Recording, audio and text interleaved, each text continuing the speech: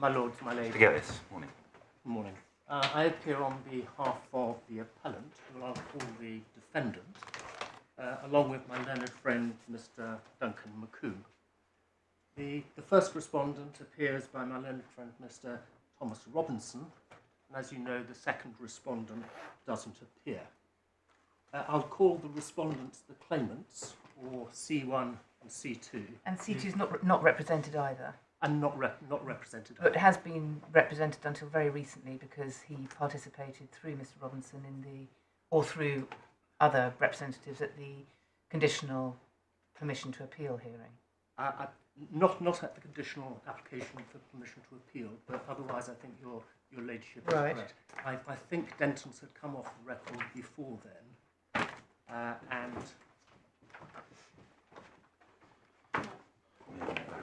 but yep. I'm not sure that makes a difference. No, I'm not suggesting it is nice to be accurate. Yes. Yes, carry on. Yep. So I'll refer to the claimants, or C1 or C2, if I need to differentiate between them. And of the three counsel who appeared before... Sorry, forgive me for interrupting. The reason I said what I did is because the transcript that you've helpfully provided to us recently of that hearing, which in fact I think my lord had already procured, or we already had, suggests Mr. Robinson appeared on behalf of the respondents. That's not correct. You only appeared on behalf of the first respondent. As I do before you. Thank you. My lady, I'm obliged. My lord, my lady, can I just start by identifying what the issues are and just indicate how long I intend to spend on oral argument? The first issue is the question of construction, the correct construction of the November 2017 First Clearance Agreement, the FCA. That's a freestanding point. If I'm right on that, none of the other issues fall for determination. And I envisage spending an hour and a half on that, including this introduction. The second issue is the first of the fiduciary duty questions. That's whether the April 2017 promissory notes were taken in breach of fiduciary duty. I'll spend 1¼ hours on that. The third issue is the second fiduciary duty question, and that's whether the November 2017 FCA was taken in breach of fiduciary duty. That raises different questions because of the termination of the client retainer in July 2017, 45 minutes. The fourth issue is whether the FCA is liable to be set aside for duress, 45 minutes. That's mainly lawful act duress, but one aspect of unlawful act duress. The fifth question is if the FCA is liable to be set aside for having been procured by undue influence, 30 minutes. Your lordships have indicated that you are likely to want to hear all argument on the construction issue first. Yes. I had some preliminary observations which in truth were more directed to the fiduciary duty questions, so I'll leave those until later. Yes, please. What I was proposing to do is just spend 3 or 5 minutes just looking at the key transactional documents in this case. There are only 3 of them, really, and the interrelationship between them is clear, but I thought it might be helpful just to start here. And the starting point is the October 2016 fee agreement, and your lordships have that in the supplemental bundle at tab 30. Before you launch into the documents, can I just mention that we would like to take a break at about 11:45 for about 10 minutes. So if you can keep an eye on that. On your timetable, you'll still be going then. I'm very pleased to hear that. So, supplemental bundle tab 30. Sorry, I had one other question before we start. Yes. Is there a transcript? There is a, yes, but after the event, I'm Yes. afraid. There's not Not a live a transcript. live transcript. Thank you very much. So, supplemental bundle tab 30. Your lordships may have had an opportunity to look at this October 2016 attorney fee agreement. I think there are really only sort of 2 points I need to emphasise. First, the identity of the clients. So they are identified as the second party. We see that at page 287. And the clients are Al-Sanea Trading, that's SARD Trading, various SARD group companies, but not hospital. Sorry, where are you reading from? It's clauses, first page 287, running down paragraphs 3 through to 6. So paragraphs 1 and 2, the first parties are C1 and C2, and then looking at 3 down to 6 and reading that in conjunction with the companies listed at the bottom, the clients are Al-Sanea Trading, which is the issuer of the promissory notes, various group SARD companies, but not hospital, so that's the guarantor of the notes, and the defendant, but only in his capacity as a partner in the named SARD companies. So, as the judge held at paragraph 39 of the judgment, the defendant had no personal liability What is for it, any when, of the fees under this agreement. sorry, when you say in capacity as a partner in the company, what's a partner in the company? I'm not entirely sure. I think it's referencing to shareholder. So however it's described, the equity participation in the entity. Because there's a big difference between partners who usually are liable, joint and severally, and shareholders who are not. So these are undoubtedly corporate entities which have distinct corporate personality, and it's not suggested that there is personal liability that a true partner would have. So it's being used in that sense. I think we can, quite frequently they talk about manager, which equates to director, I think, and partner, I think broadly equates to shareholder. But the point is, paragraph 39 of the judgment, and that's at page 56 in the core bundle, no personal liability on the part of the defendant for the fees. The second point that I should make is in relation to the value of the promissory notes provided for under clause 3, and at page 289 we see that trading was issuing 6 promissory notes guaranteed by hospital for a total of 27 million Saudi riyals. And at the time, there were about 5 Saudi riyals to the pound. So that's the October 2016 fee agreement. Can I then take you to the second tranche of key documents? And these are the April 2017 promissory notes. And Sorry, so payment was by the second party, and you said guaranteed by?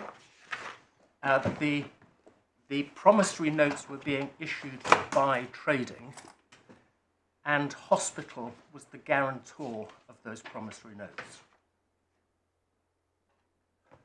But It's as my I've fault, said, I haven't read this document. So No. clause 3, 2 instalments.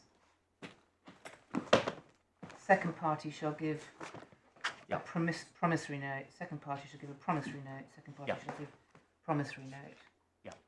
So the second party is said to be all the people listed in recital 6, no? yes. So Well, 3 to 6.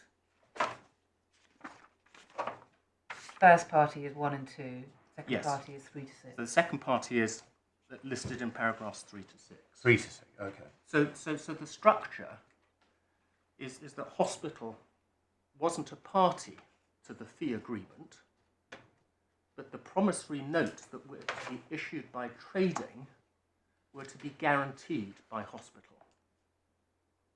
So its execution of the promissory notes, I assume, was to be procured.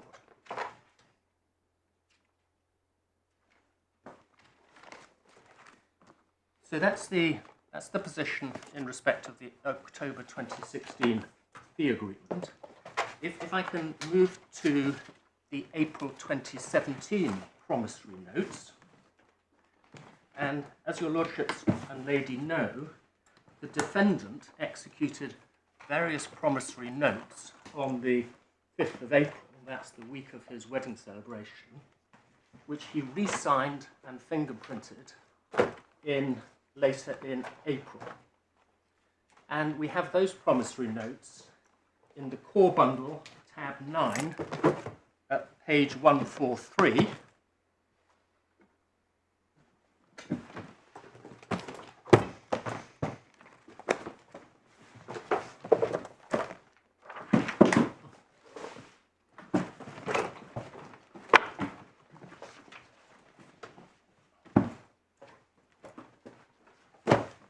And in relation to that, starting at page 143, we have 8 promissory notes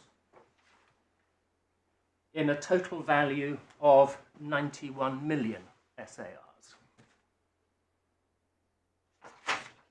So the 6 promissory notes that we have at pages 143 to 148 correspond to the ones to be issued under the October 2016 fee agreement.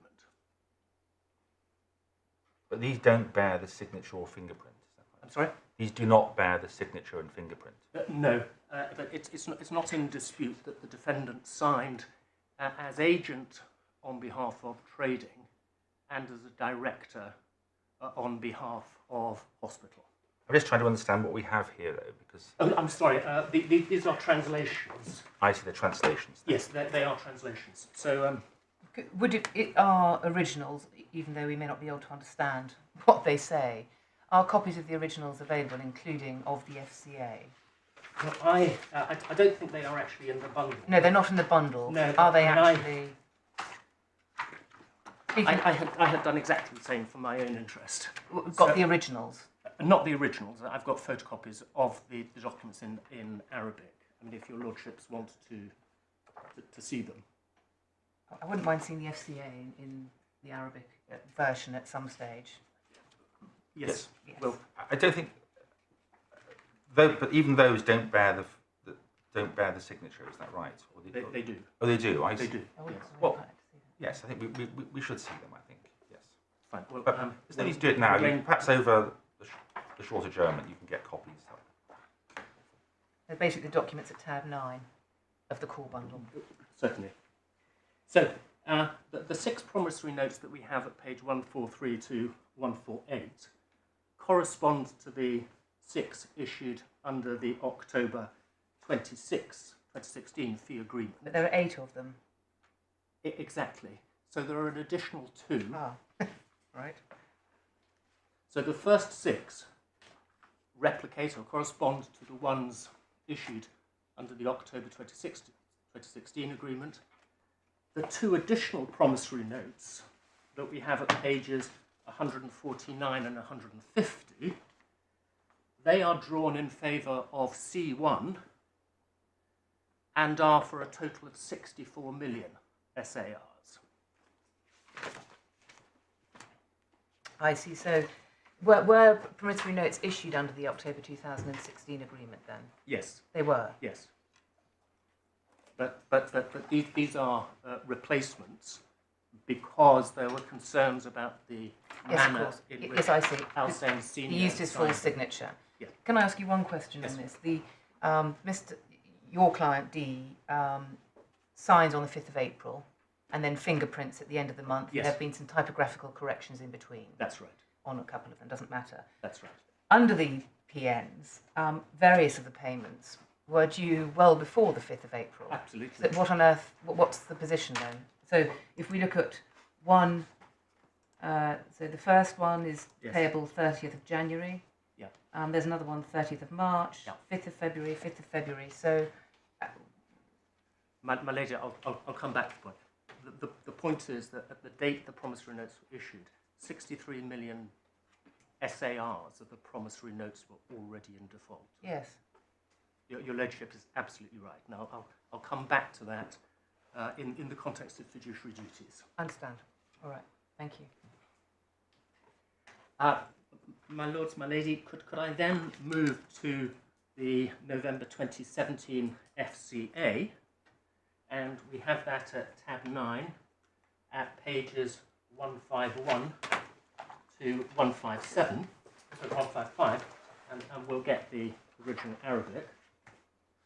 And as with the October 2016 fee agreement, the first party is the claimants. Sorry, C1. going back to, forgive me, going back to the promissory notes, Yes. as I understand it, it was effectively common ground that, or it is common ground that there was no personal liability on the part of your client under the PNs either. Except in this one circumstance, and I'll come back to that. It seems to have been the agreed position that in the event of non-payment of the promissory notes, there may be personal liability on the part of the director. And I'll take you to the judgment which deals with that. So it seems as if there was a possibility of personal liability on the part of the defendant when he signed as director for hospital, so that's that for the guarantor, but not, it seems, in relation to trading, which was the issuer, because there he was only acting as agent.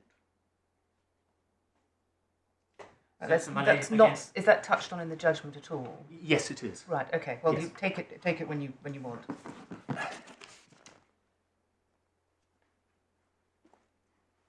Yeah, it's paragraph 89 of the Yes. judgment. That floated there as a possibility, Yes.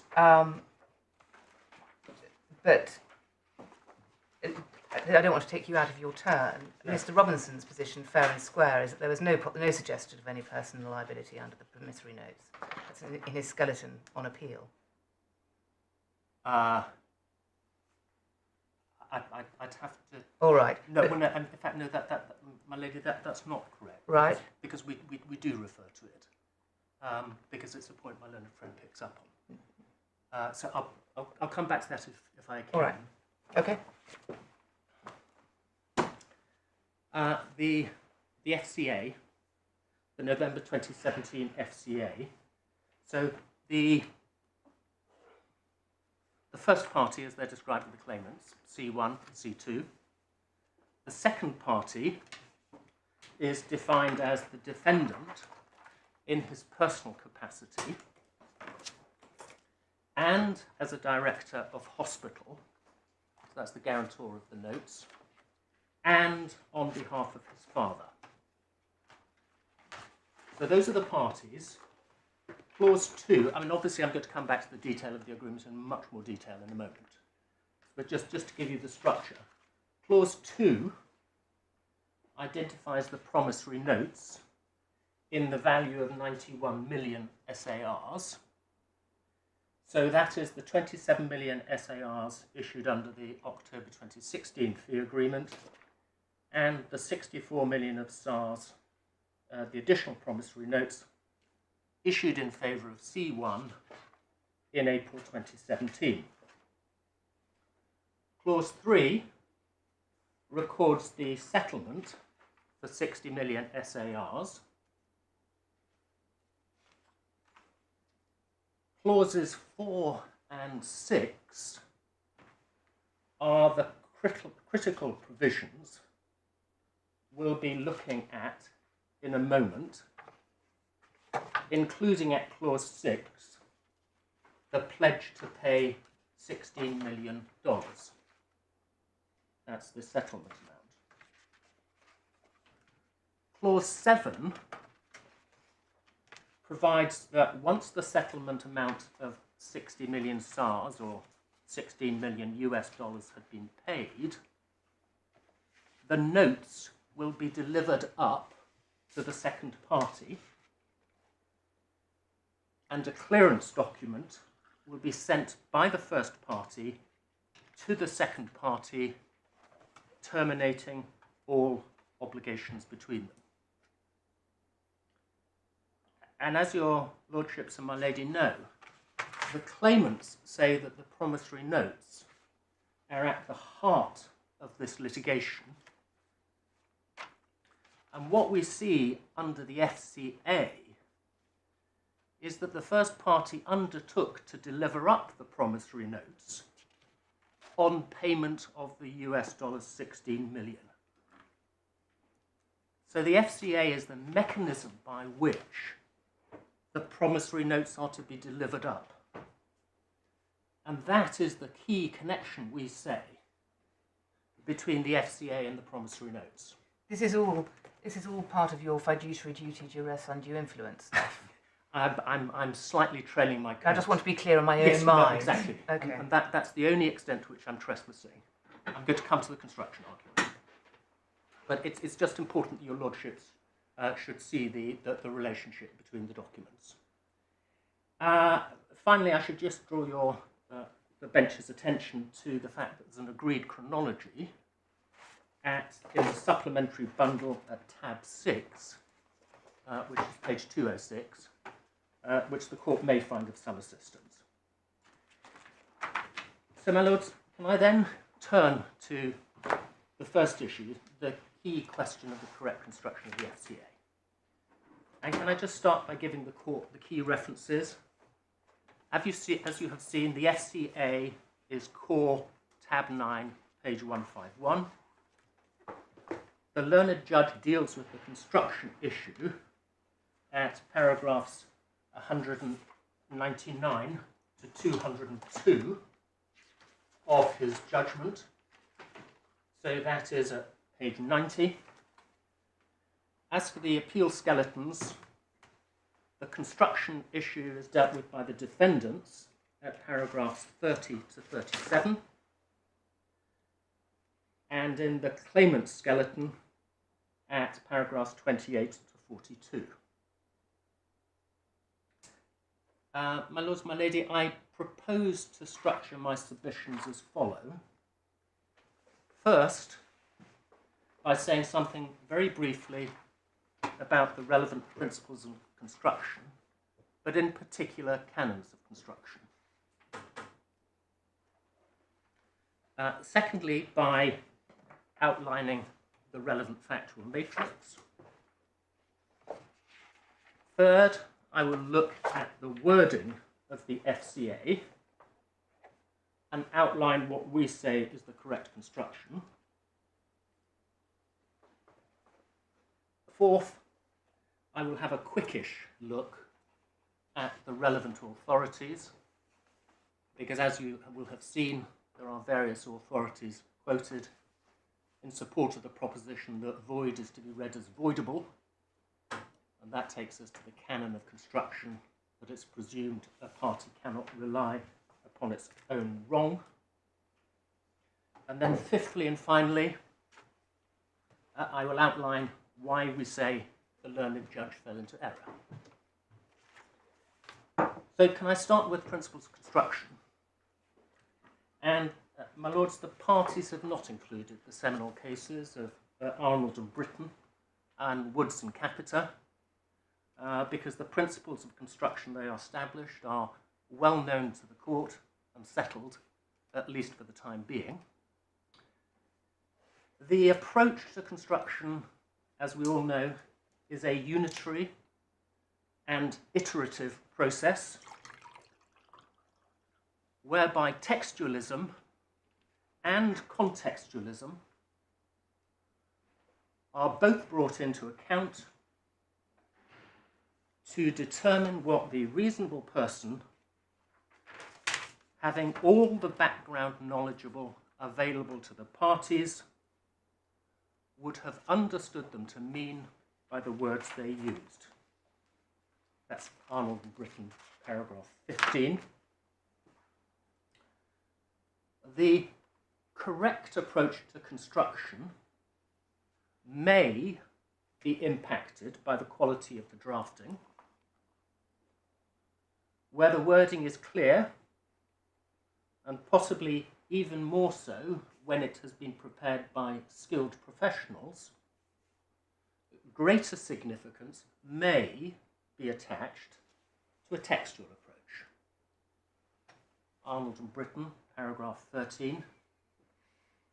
As Lord Newburgh said in Arnold and Britton, the clearer the natural meaning of the words, the more difficult it is to justify departing from them. Here, the FCA was drafted by lawyers, the claimants, and we submit that the wording they chose to express the objective agreement between the parties is clear. One further summary. Commercial common sense and surrounding circumstances, which are all part of contextualism, should not be invoked to undervalue the importance of the language of the provisions which is to be construed. And that's Lord Newburgh in Arnold and Britton at paragraph 17. The other aspect of construction which comes to the fore in this case is the significance or use of so-called canons of construction. In this case, the principle that a party may not take advantage of his own wrong. And as your lordship will have seen, the learned judge refers to several authorities in this regard, where the word void has been interpreted as voidable, so as to prevent a party taking advantage of their own wrongs. My lords, I'll comment on those authorities in due course, but I thought you might find it of assistance to see what Lewinson, on interpretation of contracts, has to say about canons of construction generally, and this canon in particular. So we have the relevant section from Lewinson at tab 38 of the authorities bundle. So that may be volume 4.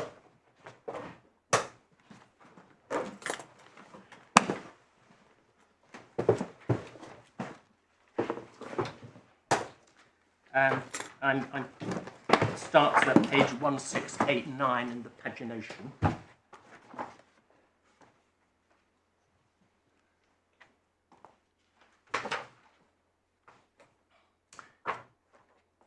And can I just start with chapter 701, just the general approach. The canons of construction are no more than pointers to ascertaining the meaning of the written contract. They are not to be slavishly applied, and where they point in different directions, the court must select those which produce a reasonable and just result. Probably no surprises there.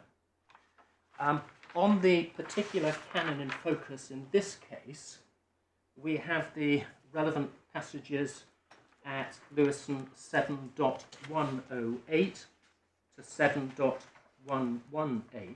So that's starting at page 1738.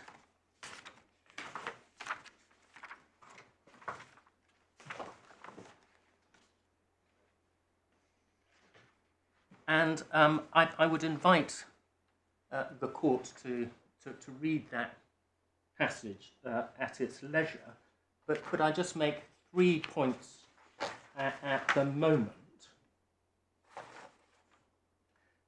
First of all, picking up on page 1738, at the bottom, section 7110, there's a reference to Cheel, which is a case we'll be coming back to look at in more detail. The learned author then, over the page after the quote, in the second sentence there, the learned author refers to a decision by Lord Justice Stanley Burnton in Financial Ombudsman Service and Heather Moore, commenting, quote... Sorry, where are you? Top of page 1739. Yes. 1 inch down, so after the indented quote, he described this rule of construction as being paralleled by the rule of law that a contract cannot be brought to an end by self-induced frustration. And then picking up the principle. Oh, Does your ladyship have that? Yes, I do, thank you. The principle may be seen as an aspect of the principle of interpretation that leans against interpretations that produce unreasonable or absurd results that could not have been intended. We suggest that's a correct and illuminating way in which to view the deployment of this canon of construction. Secondly, on that same page, 1739, at paragraphs 7112 and 7113, the learned author discusses whether the canon operates as a rule of substantive law or as a principle of construction. And going over the page to page 1740, and in the middle of... Canons of construction are not rules of law. Exactly. So, even if you use the word canon, I mean, it's just am I right? Yes, it's absolutely. just an interpretative rule. No, exactly. And so there's no difference between a canon of construction and a... Well... And it's a point maybe I'm labouring a little. No. In the sense that when we come to the learned judge's judgment, he says the words must be construed in this way. And it's almost as if he is applying a canon of a rule of law, and I will be submitting in due course that that is obviously an incorrect way to approach canons of construction. So I'm grateful for my lady's comment. It's affirmed by what the learned author says here. So having quoted B.W. Trading and Lord Justice Patten, the learned author says this may be taken to have settled the question up to the level of the Court of Appeal. So it's not a rule of law, but a principle of construction, such that its application may be excluded or modified by the terms of the contract. And we say that's obviously right. Third, and I think this is the last comment that I'll be making. What is he, forgive me, what is the learned author referring to? The question? Yes. What is the question? Lord Justice Patten in that quotation says, although there has been a certain amount of academic discussion as to whether the principle has the status of a rule of law, which is imposed upon the parties to a contract almost regardless, it is now clear as a matter of authority that the application of the principle can be excluded or modified by the terms of the contract, and that its scope in any particular case will depend upon the construction. Even if you go back to Cheel, all of the authorities that we've been taken to so far in argument, written argument, make it explicit that it's not an absolute rule. It just is not an absolute rule. And whether you use, as it was in Cheel, the word unlikely to be ousted by the express terms or what have you, it's definitely not a mandatory rule. No, absolutely. And that's one of the things you actually have to bear in mind when you're looking at some of the older cases, because there was a time when this principle of a party can't take advantage of his own wrong was almost regarded as being a principle of public policy. So there, although I hope this is the court's view, that it's perfectly apparent that canons of construction are only an aid to construction, and therefore only apply where consistent with the intention of the parties, as derived from the rest of the agreement. Whereas that, we would say, it's clear now, there was an issue about it historically. And we say, one wonders whether the learned judge quite understood this. The third point which I would make is going on to page 1741, and this is section 7.118, And this is leading on from the fact that it's only an aid to construction. The learned author there says, in order to displace the principle, there must be a clear contractual intention to be gathered from the express provision of the contract. The contractual intention is to be decided by the application of the ordinary principles applicable to the interpretation of contracts. And in support, the learned author cites BDW Trading and Roe, and we have that at tab 31. So that is the third authorities bundle. Can I just show you one section very briefly?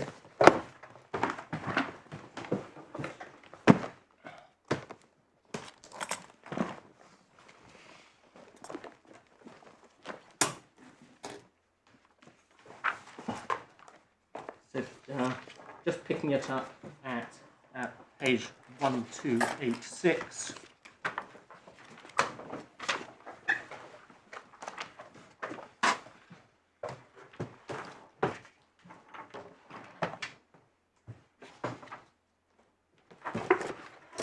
And this is the judgment of Lord Justice Patten.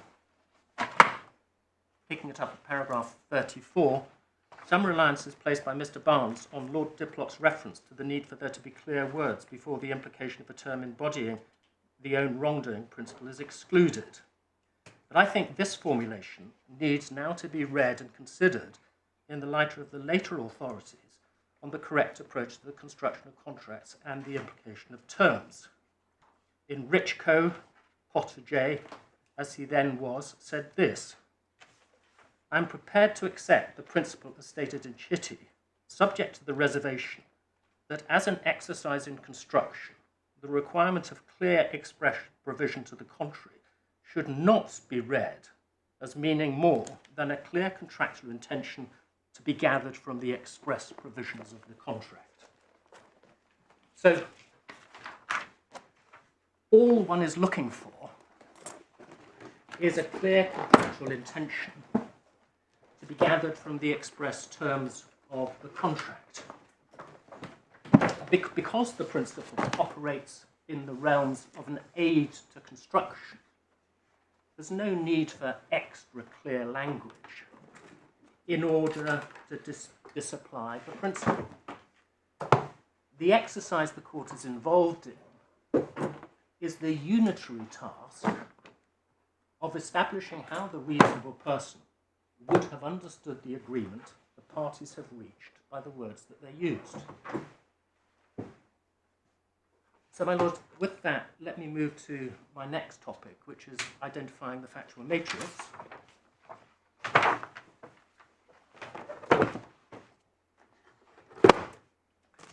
My lords, my lady, I'm not going to try and set out exhaustively what could be said and regarded as the relevant factual matrix. The problem is that different people will do that at different levels of granularity. However, I accept, of course, that the court is entitled to take account of the following, which we would put forward as the key factual matrix. That the father, Sard Trading, and the 18 designated Sard companies had 3 different fee agreements with the claimants.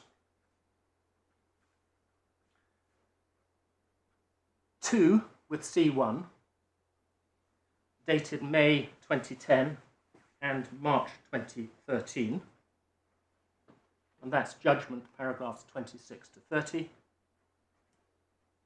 and 1 with C1 and C2, dated October 2016.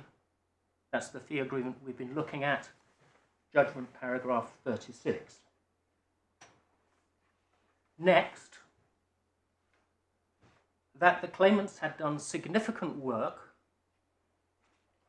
for the father, Sard Trading, and the other designated 18 starred companies for which they had not been paid.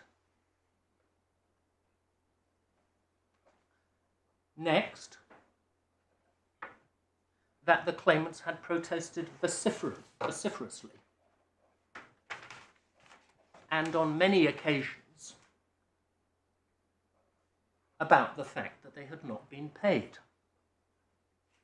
But also over a very long period of time. And over a very long period of time. As I read it, roughly April 2014 onwards. Yes, I think the claimants would say it went back even further than that. But yes, for a very long period of time. Without success. Without success. Without success, yeah, absolutely. And when I come back, I don't need to go there. Next, that under the 2016 October agreement, the defendant had been designated a point of contact for the claimants, and on a variety of occasions had indicated that he was seeking to procure payment of the outstanding fees.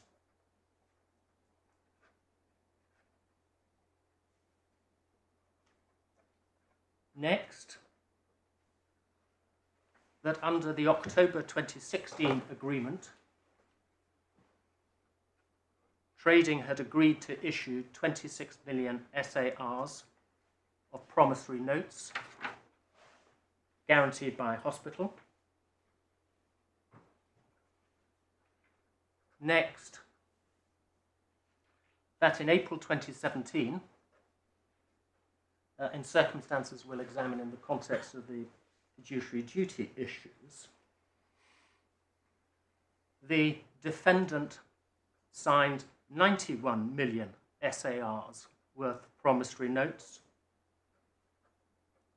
on behalf of trading and as hospital as the guarantor. Next, that trading and hospital, assuming for this purpose the validity of the promissory notes, had failed to pay their debts as they fell due.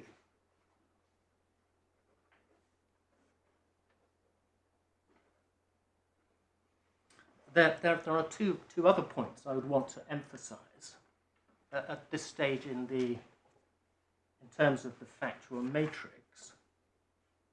First, the defendant had no direct personal liability for any of the fees due, at least prior to the execution of the FCA. And of course, that's the central question of construction under the FCA.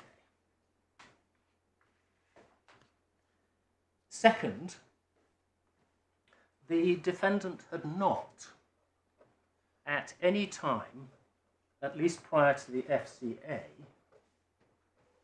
indicated any willingness to accept personal liability for any of the legal fees due to the claimant. Are you making a careful distinction between liability for the legal fees and liability in respect of his signature of the promissory notes, which is the point my lady put to you earlier? Indeed, so that's why I emphasise. But you're going to be coming back to that. I will. We're concentrating here on factual matrix. So what one? Well, I think that is factual matrix. It's just you're drawing a distinction between yes. No direct liability for the fees due. My lady raised the question of whether there was a potential personal liability under the promissory notes which he had signed as director. Exactly so. And in relation to that, as I indicated, and this is dealt with in paragraph 94 of the learned judge's judgment, that there was the possibility of directorial liability. I think it's 89. Is it 89 or Yeah. 94? 89. Sorry, your lordship's quite right. Yeah, 89. But then there's also a sentence in 168.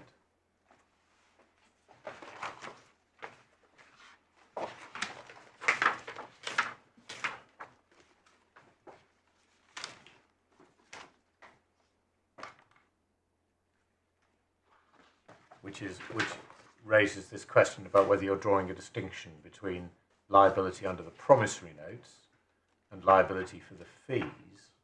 Yes. And you say that the FCA was designed to deal with the promissory notes rather than with the fees as such. I'm just trying to understand. Yes. I'm not making any points No, here. I know. I'm just trying to absolutely. get to grips with what Absolutely. the points you're making. My point is that the defendant had not at any time prior to the execution of the FCA agreed to accept direct liability for the payment of any of the fees. But as far as a factual matrix point is concerned, it seems to me what is important is, was anyone asserting that he had any personal liability? Exactly. At the time. At the time. Exactly. And so that was the point that I was going to make in relation to paragraph 89 of... That records what was then accepted by the parties. Exactly. So the answer to the question as to what was anyone asserting as of April 2017 that he had personal liability. Exactly, and that's the factual matrix point that I was going to make, that there's no evidence that prior to the execution of the FCA there was any assertion that he may have indirect personal liability under the notes because he had signed as a director, and if they were not paid, there was a residual directorial liability. We say that's not relevant factual matrix because there's no evidence that that was known to both parties at the time. What we say was known to both parties at the time is that the defendant had never agreed to accept any personal liability for the fees. So I'm not sure that's entirely right, is it? Because that may turn upon the party's understanding of the effect of him signing as a director of hospital. yes, and there was no evidence that either he or the claimants informed that he knew or the claimants informed him that by signing the promissory notes in April 2017 he may be exposing himself to personal liability. And when I come to breach of fiduciary duty, that's obviously a point that I'll be coming back to. Yes. But just concentrating, compartmentalising it in terms of factual matrix. Yes. At the time of the April 2017 agreement, nobody had identified that he might already have a personal liability. There's no evidence to that effect. More importantly, that both sides knew, so that there's no evidence that both sides were aware of that, which is what we're looking at. No. Are you going to come on in this factual matrix section to the question of knowledge of means on your client's part? Knowledge of? Means to pay on the part of your client. No, I wasn't going to. But it seems to me that it is something that could be relevant, because I know that there were no findings about this in terms. You have said in your skeleton argument it was known that your client did not have the necessary funds, and that's his evidence certainly was that he knew he did not. Mr. Robinson, and we'll hear from him, of course, says, no, that's not accepted. Look at Mr. Al-Sanea's witness statement. Now, Mr. Al-Sanea's witness statement, accurately quoted, simply says he thought that the lawyers thought he would basically be able to cobble the money together or find the money. Yeah.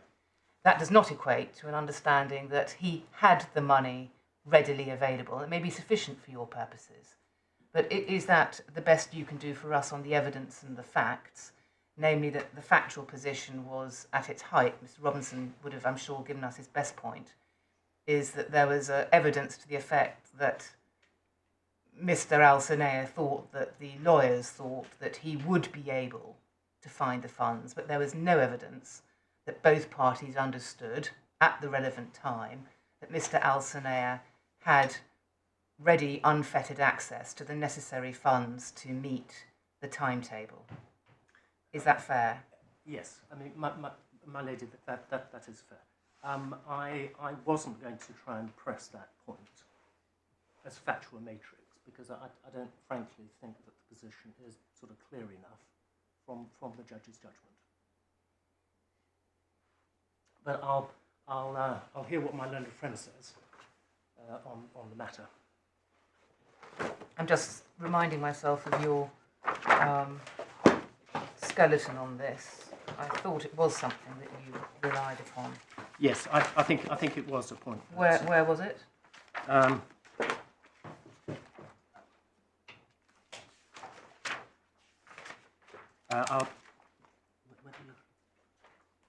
My lady, can I come back to Yes, that? please do. I'll find out. My lord, my lady. So, Sorry, if you put it the other way, there was no evidence that at the time all parties understood that he had the means. no. The ready availability, rather. No. He was sitting on necessary monies. No. My lady, it's a point I'll come back to on sort of breach of fiduciary duty and unconscionability, and was this transaction readily explicable? And there, one of the points I'll be making was that this transaction is not readily explicable unless the solicitors had actually made inquiries of him as to his ability to pay, and they never did. That's again down the line. My lord, my lady, the point we were making is no allegation of a prior agreement that the defendant would accept personal liability for the fees. So, put it another way, and I don't think this is in dispute. So you say no evidence that both sides thought that the defendant might accept personal liabilities. In other words, no, that he had at any time indicated any. I'm sorry. Maybe I expressed it wrong. There is no assertion or evidence of a prior agreement that the defendant was willing to accept personal liability for the fees. Right. Okay. And so, to put it another way, the objective agreement reached between the parties is to be ascertained from the words they used in the FCA.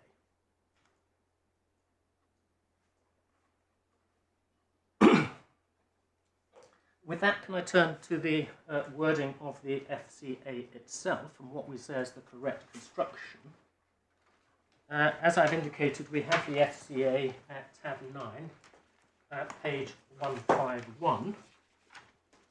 Maybe I can ask your lordships to turn that up. The parties are agreed, I think, that the critical provisions are clauses 4 and 6 and how they interrelate. Before I get to that specific wording, could I just make 3 observations? First, in our submission, the FCA is drafted in a clear, professional way. I've referred to the fact that the FCA was drafted by the claimant lawyers. It was drafted in their native Arabic. Their legal training is evident in the way they have drafted the document. For example, in Article 1, they specify that the preamble is to constitute an integral part of the FCA. That's our first point, general point. Second, the language and the structure of the agreement is clear. In terms of the language used, there is no difficulty in understanding the ordinary meaning of the words used in the context those words were deployed. So, in the middle of the recite, the preamble, which is an integral part of the agreement, where it says, whereas the second party has pledged to pay these debts on behalf of his father, you say that's clear, is it? I'm sorry? You say this is all very clear. So in the middle of the preamble, which is said to be an integral part of the agreement, it says, whereas the second party has pledged to pay these debts on behalf of his father. So you say that's clear, is it? Well, no, my lord, I would have to say if that is attempting to refer to a prior pledge, it's not right. If it's reference to the pledge in the agreement, then yes, I would accept that.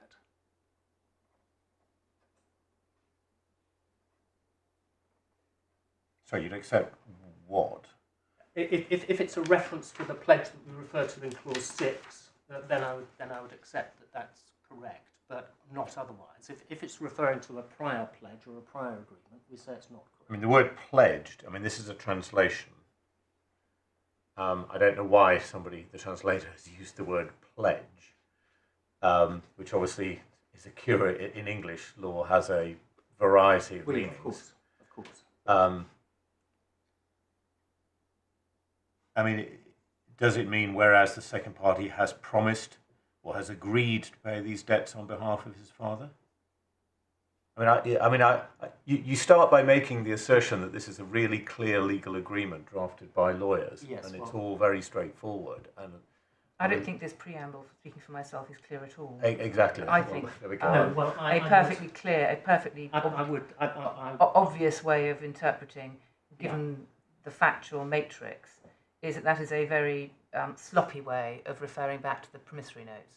I think it probably is. I mean, maybe I should have qualified that. I wouldn't. There's the use of the past tense, the immediate reference, almost in the sense that he has, etc., etc.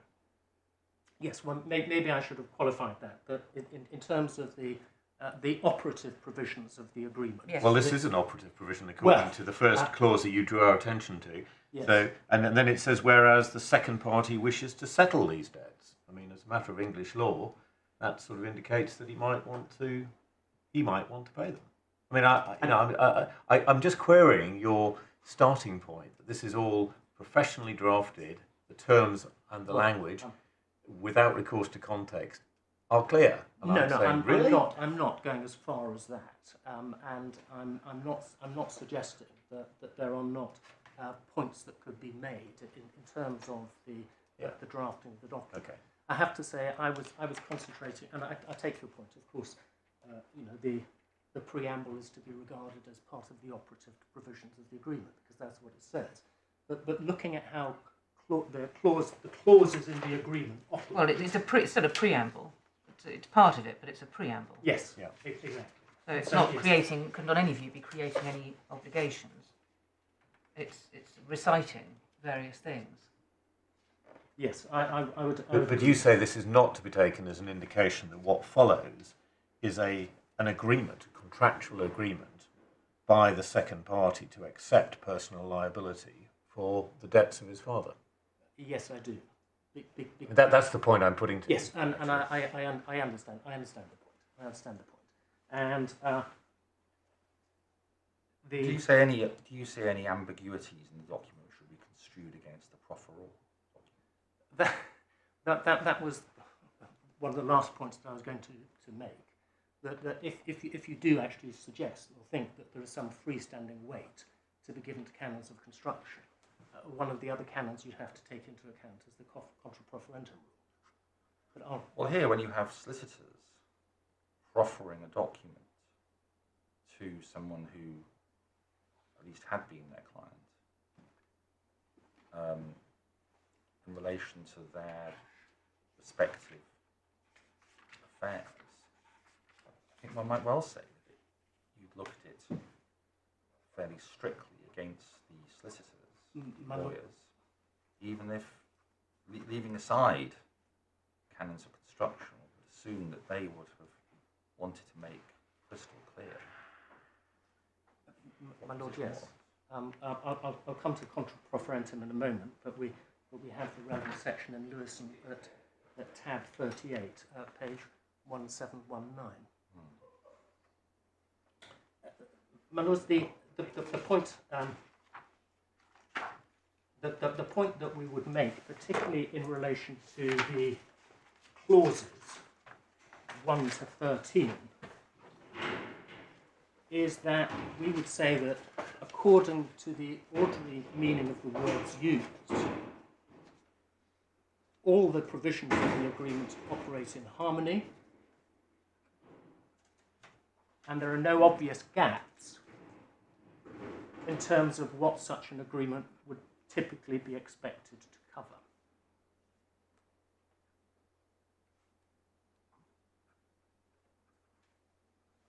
Third, we would suggest that the structure of the agreement is carefully thought out. We say that is because it covers the two most important eventualities.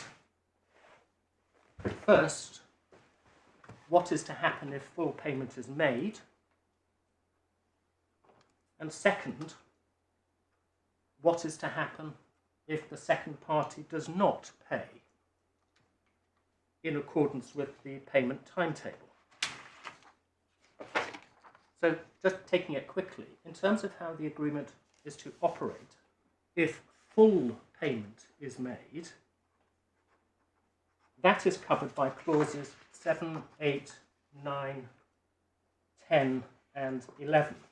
You mean full payment of the settled amount? Full payment of the settled to amount. use the word of the Yes. because the agreement uses, on one view, the concept of the settled amount.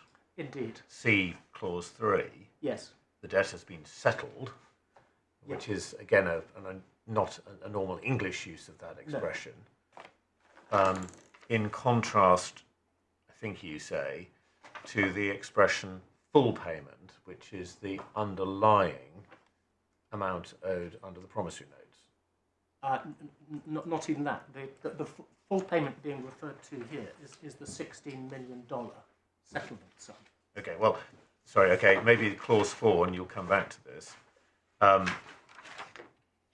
Yes. Because clause 4 says in the penultimate line that if you fail to adhere, if the second party fails to adhere, the payable amount shall be the full amount. That's the contrast I was drawing attention. Exactly. So let's refer to that as the 91 million SARS. Yeah. That's the full amount there. Yeah. In terms of what happens when full payment has been made of the $16 million, the settlement sum, we say the agreement operates very clearly. But your Lordship is absolutely right, that there is a difference between what's regarded as being full payment, where the settlement has been performed, as opposed to what is to be payable if that $16 million is not paid. Yeah. So 7, 8, 9, 10, and 11 cover what the position if full payment is made in terms of structure. Yes, and so that's referring to the full payment of the $16 million. Yes. The settlement sum. Yep. Yep. So clause 7.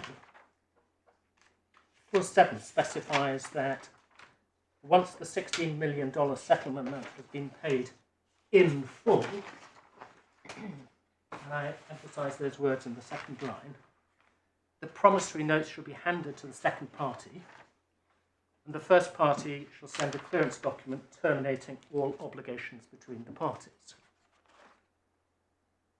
Clause 8 makes clear that the first party is to hand over the promissory notes, but once again, only on full payment. Clause 9 makes clear that this agreement has no impact on C2's right to claim remuneration for other work that he's been doing.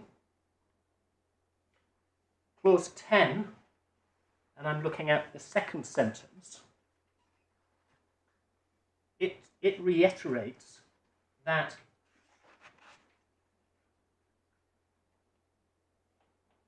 in the event of payment... Well, that's a potentially important phrase for you. Yes, exactly.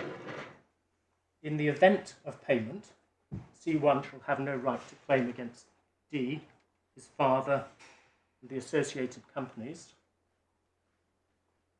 Clause 11 reiterates that on payment of the full amount, all financial relationships between C1 and the second party are terminated. This complete release is to be provided in the final clearance statement to be sent by C1, and as one can see from the end of Clause 11, once the latter has received all his rights agreed under this agreement. So we say in the performance situation, the agreement is very clear as to what's to happen. Once the $16 million has been paid, then the final clearance takes place. So that's how the agreement operates if payment is made in accordance with the agreement. So when the expression null and void is used in Clause 11, does that mean null and void ab initio, or does that mean just hereafter we no say, further effect? We say it's as if the agreement never existed. So what, in Clause 11? In Clause 11? Oh, I'm sorry. I'm sorry, in Clause 11. That's the point I'm putting to you. What does null and void mean in the context of Clause 11? Well, I would interpret it as being as if the relationship had never existed.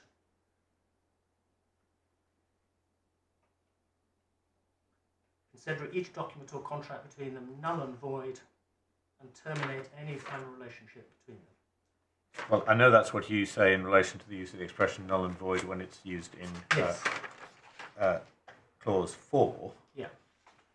And I'm just querying whether that is a sensible interpretation to give to the same, well, to those words in Clause 11, where it seems I would, at least perhaps it might be said, yes, well, actually it means that payment of the amount in full, going forward, absolutely no further relationship, etc., etc. I can see that, and of course words always take meaning from their context. But I mean, it's more than context, it's the words that immediately follow, because it tells you and, it tells you what null and void means, doesn't it? I mean, that may be doesn't mean void ab initio or voidable ab initio, it means it terminates. I'll come back to the exact wording. I will submit, actually, it doesn't make any difference. I think you may well be right, but that's... you know, whether you say null and void means, in our language, void ab initio, or of no effect going forwards. Just goes back, I think, to a thought I have, which is that the relevant clauses may be very clear for your purpose, the directly relevant clauses, but the contract overall is not a pretty document, is it? It's not a perfect document. It's not a perfect document, but in terms of focusing on what's and there are infelicities. Well, take this Clause 11. Is this talking about all payments to C1 or all payments to C2? Or both? Seems to me that on the face of it, it's talking about payments to C1, isn't it? It is. So that's not all payments then? Well, but that I think has to be read in the light of Clause 9, which is making clear that it doesn't affect C2's entitlement to fees for ongoing work.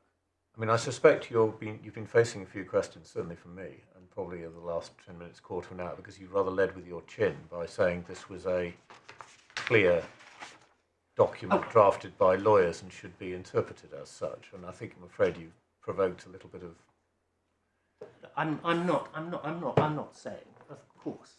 Well, what about Clause 6? I mean, the sums those amounts that are payable, are they to C1 or to C2? And which of the debts do they discharge? Well, that. And what's and the total of the period referred to there don't add up to 60 days. I mean, I don't think. They add up to 56 days. Yes. Yes. So Well, the how does that obligation work then? Is to pay within 60. But also, you have to pay according to the timetable. Yes. So what happens if you haven't paid by the end of the timetable, but you could still pay within 60 days? Well, then, I mean, that would get into questions, I suppose, of the equivalent of is time of the essence in respect of each of the. But you say that if it's not paid within 56 days, it's null and void. Yes, we do. So what's the 60 days then?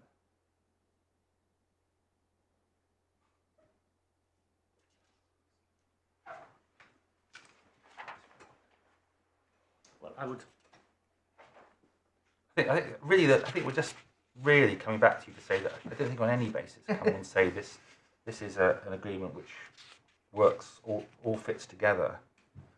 And the biggest point of all is it doesn't say what happens if some of the payments are paid. Well, my lord, I'll come on to that in a moment, because that's a point that my learned friend makes, and whether the payments would have been repayable. My lord, can I've made my submission that, Yes. and I'm not suggesting that the agreement is without questions that can be raised. I mean, even documents drafted by city solicitors are always open to questions. What I'm suggesting is that the broad thrust of this agreement, what's it's intended and how it operates in the breach and the non-breach situation, we suggest is clear. There's a structure to this agreement. My lords, can I turn to the critical wording of clause 4 when read together with clause 6?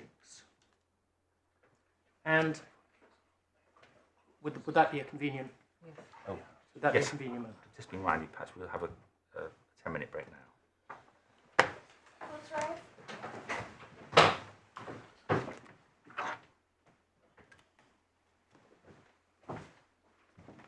No, you go.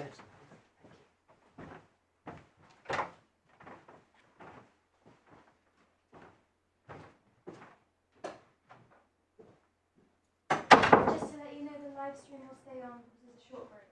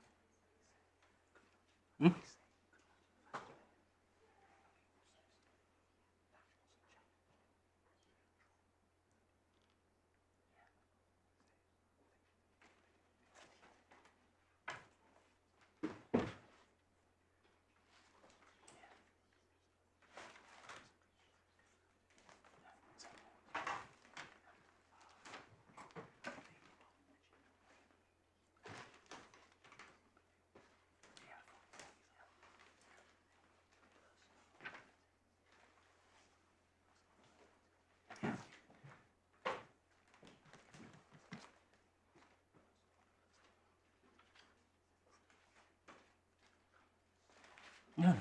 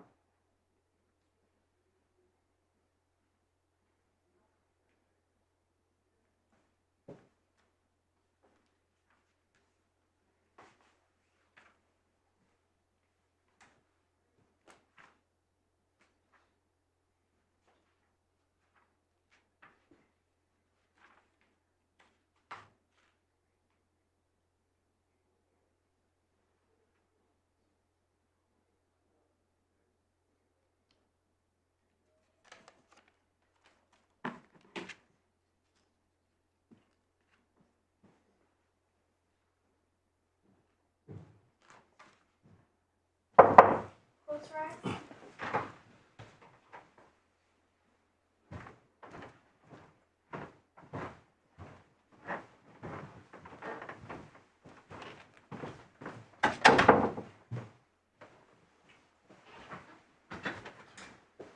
My lords, my lady, I'm going to have to speed up because I'm dropping behind time a little bit. Let me move to the critical wording of Clause 4 when read together with Clause 6.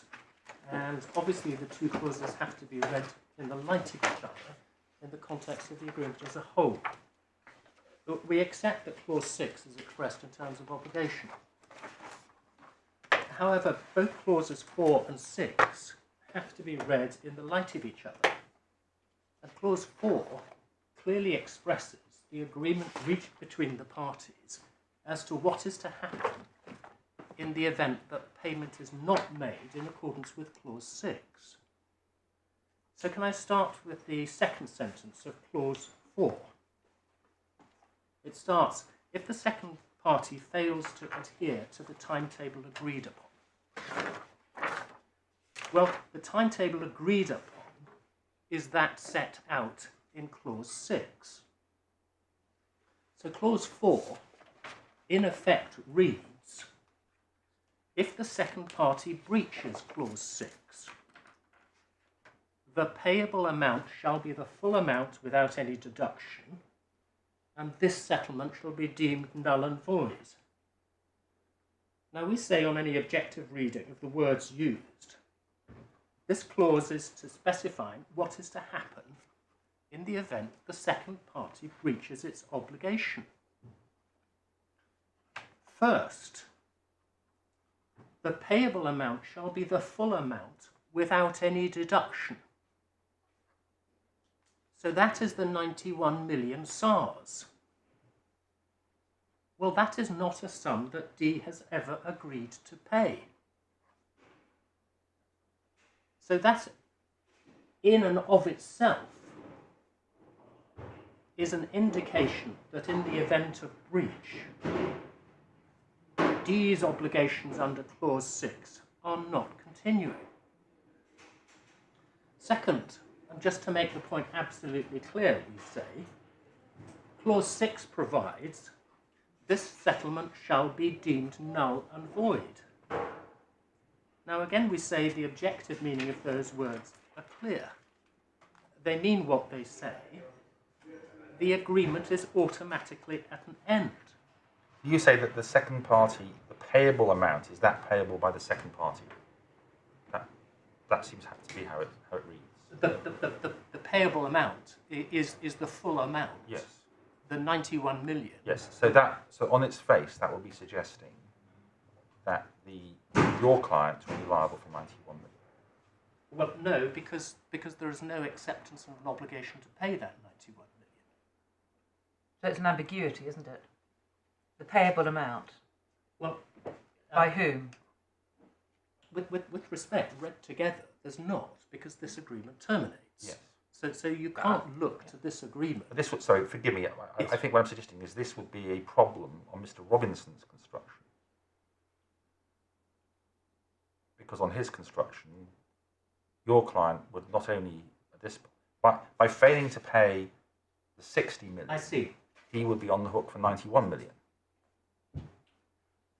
Well, I'm not sure whether my learned friend is saying that No, phrase. he's not saying it Yeah. because he's only suing for 60 million. Yes. But it seems to me the logic of his analysis, I'm making this personal, the logic of the I see. Claimants analysis would surely be that at this point he would be liable for the 91 million, wouldn't it?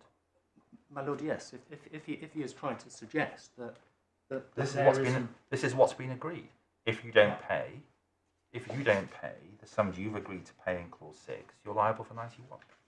I assume that must be how he would seek to construe it. Well, I think he doesn't see to. Well, no, but you can point out that's the logical consequence. Yes. Of his construction. Yes. I mean, we say that is actually perfectly clear. But he says that somehow this should be read to say that presumably if the 60 million isn't paid, some of the second party, i.e. hospital and presumably Al-Sanea Senior, become liable for the 91 million. But for some reason, another part of the second party is only liable for 60. Yes, I think. None of which is expressed here. No. Well, sorry, some of it's expressed. But, yeah. But I mean, just at the risk of throwing further confusion into the wind, I mean, although the second party is identified as Michel Al-Sanea in his personal capacity, it goes on to talk about his capacity as the director of hospital and on behalf of his father. Yes. I mean, when in the third, well, I mean, it's reasonably clear from the preamble that the second party is actually being used exclusively to mean your client personally, because it talks about the second party's father. Yes. So he's not contracting on behalf of his father. He's the second party is identified as your client, Mr. Michel Martin. No, I think on behalf of his father, so he had powers of attorney. Yes, that's dealt Yes, with in. but he's not. I thought your whole argument was this gives your client, the second, Michel Martin Al-Sanea, the opportunity to pay a sum of money in accordance with a timetable, which if he does, it will be treated as settlement, i.e. satisfaction, sorry, I'll use the word satisfaction, as satisfaction in full of the debts of his father and those entities which are liable under the promissory notes. Yes. And if he pays, they're all discharged, you get the promissory notes and everything else back, and he can sort it out with his dad and the companies in his own time, but promissory notes come back. If he doesn't pay in accordance with the schedule, this once and for all offer to him falls away. Yes. In which case, yes, all bets are off. Yeah. And father and companies are all on the hook for exactly what they were on before. For their pre-existing liabilities. Right. Yes. That's I understand your. Yes, it is. You say this ought to be given. So yes, it's a bit odd to talk as you did a few minutes ago about talk in terms of breach by your client of his obligations. Yes. So I thought your whole point was that this is it's an opportunity, not an obligation. Yes, so why it is. I don't really understand why you're talking about breach and things like that. And as I would understand it, I thought your interpretation of the fourth clause was that if the second party doesn't make his payments within the time agreed upon, the payable amount, brackets, by all the other people who are currently on the hook under a promissory note and for the fees, is the full amount of the 91. And this, as it were, once and for all cut price offer is off. Yes. That's what I thought you Yes, that's exactly so. Right. That's exactly so. Right. So whereas I talked in terms of clause 6 being expressed in terms of obligation, if I am wrong, and that clause 6 isn't to be read in the light of clause 4, so that my learned friend says that we are in breach of clause 6, it's not a once-in-a-lifetime offer, an incentivization. But we say, in that circumstance, clause 4 is clearly operating in the context of breach. But my Lord Justice Snowden has our case absolutely right. We say, and I'll just elaborate in a moment, that how clause 4 and clause 6 operate together is perfectly clear that this is an incentivizing offer. Right. And so you say, as I would understand it, if I was to expand out the wording of the first sentence of clause 4, it should really say, as I would understand it, performance by the second party of the payment, of payment in accordance with the timetable in the 6th clause, shall be considered as full payment or full satisfaction, I think, of the debt or the debts owed by the other existing debtors,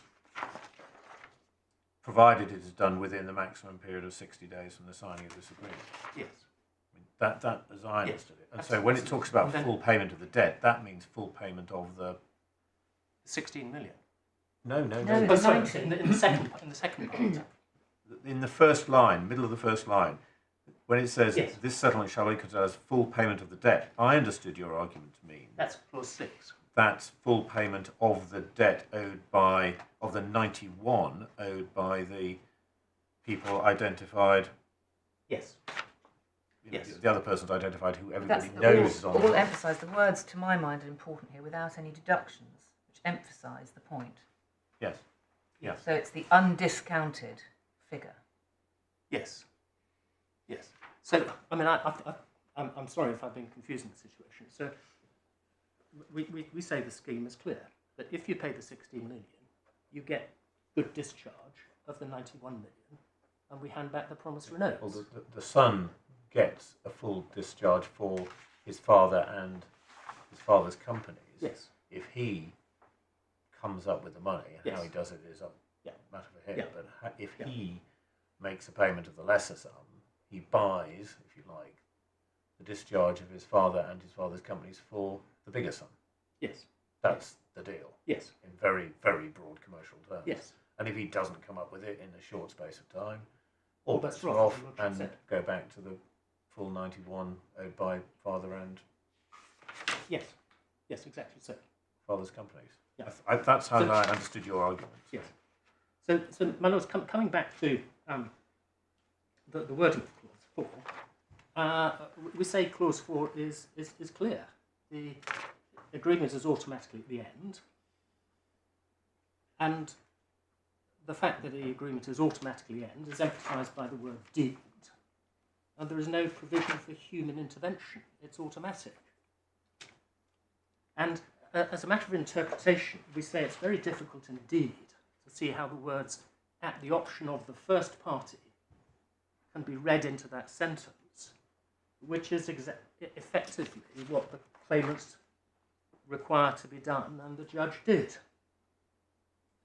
Now, in response to that, the claimants seek to say that the words can't mean that because it would be a commercial absurdity. In fact, there's nothing commercially absurd about the defendant's construction.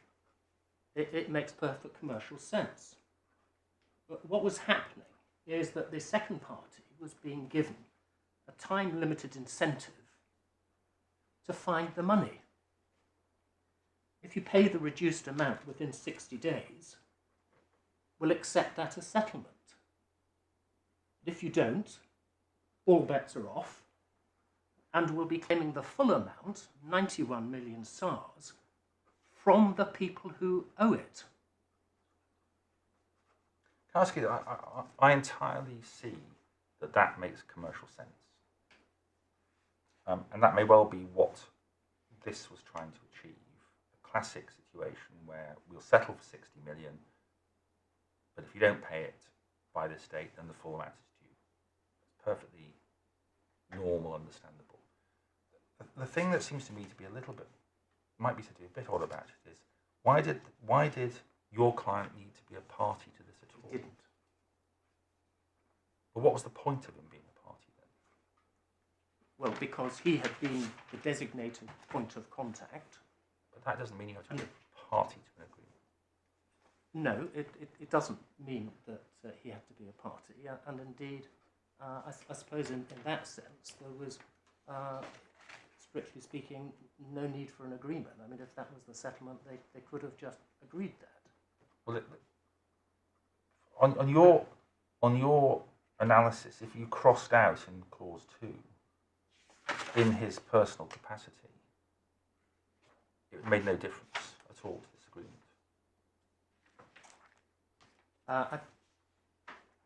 Because he's taking on no personal liability at all. No, exactly. So why is he joined in his personal capacity? That's the question that might be said to be require some consideration in deciding what is the commercial sense of this. Well, I think the response to that would be that he is the person who had been dealing with the claimants. He was the designated point of contact under. That can't be an answer because that would arise if it just said Michel Man Al-Sanea in his capacity as director of etc. He'd be the point of contact, and it could say he's the Yes. point, and it's got the reference to the powers of attorney at the back. I mean, looking at it objectively, commercially, is it, from a commercial perspective, just the more the better? From the claimant's point of view, the more pressure, the more leverage, the better? Yes, I'm sure all of those. The sense of this is what you have agreed, Michelle. It's giving You him have said personally an option to settle his company's debts at a lower sum. Is that yes, right? yes, That's what you're really saying. yes, He's negotiated he's negotiated or he's agreed with them that he will arrange settlement at a discounted rate. Absolutely. And if he does so, he gets that. If he doesn't, then the companies pay the full sum. That's right. That's right. And that Actually, wouldn't be pressure, would it? Is there a? I'm just following this line of thought. Is there a problem with, as it were, not having him there as a person? Because trading isn't a party to this, is it? no. It's And trading is on the hook for the promissory notes. yes. Is there some problem with, at this stage in the chronology, with taking my lord's example of just simply saying, well, let's forget about the individual. Why isn't this in effect just being done by the companies who are liable under the promissory notes? They could always offer to pay. I mean, actually, trading isn't a party to this No. agreement. I'm not And sure. is there a is there actually a problem with, at this stage, with the money, as it were, going into those companies and coming out of those companies to satisfy their liabilities? I mean, as I understood it, I thought what was being said on your part was that, if you like, as I put it to you a few minutes ago, your client is basically saying, look, there are problems on our side of the family's side of the fence, if I can put it very generically like that. If I come up with the money and pay you this, Yes. you will let everybody on the family's side of the fence off the hook for the full amount under the promissory notes and the liability for legal fees. And I will basically then have my rights to I'll sort it out with, Yes. my father, the companies, whatever. That will be down to me, but you, the lawyers, will be off the hook. So what he's doing, as I would understand it, is putting himself in the front line to make the payment to the lawyers, but then he would have then to sort it out, presumably behind the scenes for himself, and no Yes. doubt that would be done. But I'm not sure it would work, would it, with just, as it were, saying it'll all be done by the companies or it'll all be done by the father. Not least because one of the companies isn't actually a party to this agreement for a reason that is slightly. I'm not sure Yes. why I understand why one of the companies isn't a party to it. Yes. Well, I mean, it's a good question as to why the company trading is not a party. But I entirely accept your lordship's point. The background to all of this is the freezing injunctions that had been made against the SARD companies from 2009. So that was inhibiting the ability of the companies to pay. And But- by this stage, the father and brother are just been imprisoned, And haven't the they? father and brother had just been imprisoned. But what's sort of driving all of this is the belief that the claimants had that the Al-Saneas could pay if only they wanted to. And so let me show you what the claimants said in one of their WhatsApp messages on the 1st of November. So we can take this from the judgment at paragraph 70.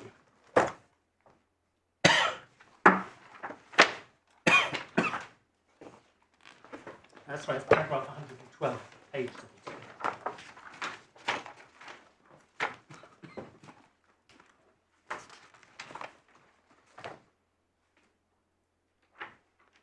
And this was C2 to the defendant. The problem is no one can believe that you can't pay. And so what's driving? So, which paragraph of the judgment am I fault? Paragraph 112 in the judgment. So Thank that's you. Page 70. Thank you. No, the problem is no one can believe you can't pay. So they, like everyone else, believed that despite the freezing orders, the Al-Saneas, if they wanted to, they could pay. So it wasn't a case of can't pay, but won't pay. And what was required was incentivization to find the money. And that's what this agreement was. It was a time limit incentivized offer. Pay in this period, and the debts are discharged on payments of 16 million. I mean, as a matter of pure law, English law, and this is we're going into the realms of fiction now, but if it was an English freezing injunction, it wouldn't actually stop a company paying its liabilities. It doesn't operate as a sort of security. It's not an informal form of solvency. So that's one of the points I'm going to sort of make in due course. I still don't understand why trading isn't, just on a very simple proposition, I still don't understand why trading isn't a party to this agreement, given that trading had given one of the promissory notes, which is going to be delivered up, and it is going to be released from liability under the promissory notes. Yes. Yeah. If your client finds the money to pay in accordance with the schedule. Was that investigated by the judge or not? No, I don't think it was. So my lord, we say, in terms of does it make commercial sense? Yes, we say it makes absolute commercial sense because it's an incentivized offer to encourage the Al-Saneas to find the money despite the freezing injunction, to take the benefit of the time-limited discount. And also from the claimant's point of view, we suggest that it would have made no commercial sense for the defendant, from the defendant's perspective, to accept liability for $16 million for fees he didn't own. And I've already made the point that D had no personal liability for these fees, and as you will have seen, it was the claimant's own evidence that if they had... He would have been mad to... He would have been mad. Yeah, and more. And more. And more. And could you remind us of the paragraph in the judgment? Where That's the judgment of paragraph 138. Thank you.